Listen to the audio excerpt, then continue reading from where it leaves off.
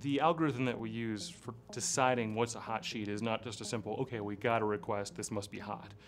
Over time, we keep a sort of an average so that we know exactly how many times any piece of data has been hit.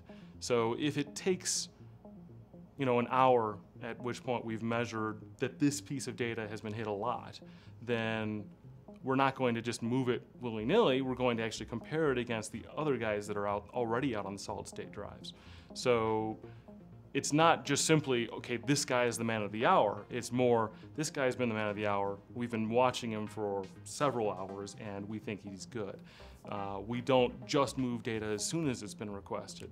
We move it after it's been requested, after we've dealt with it, so that we can not make on-the-fly decisions.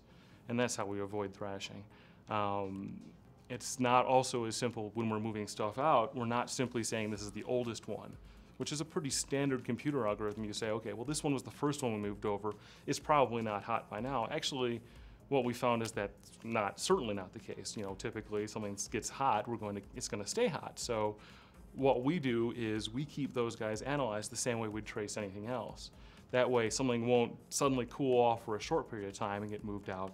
It'll be cool for a long period of time, and then we'll say, okay, you're really not a hot piece of data.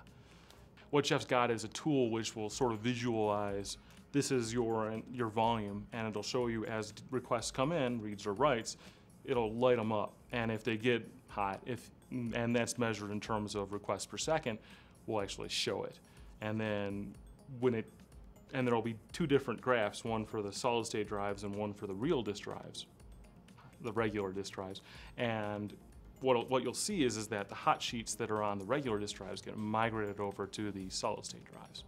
So what the customer is going to see is if they're running the sort of load that we've talked about, some sort of database, something like an Exchange server, they're going to see performance where the performance numbers are going to approach what they'd see if they used a regular solid state disk drive.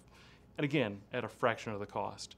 Obviously, there's a great benefit to seeing that kind of latency improvement. There's a great benefit in seeing, it doesn't just show up in terms of you send a request, it comes back. It shows up in terms of user response times.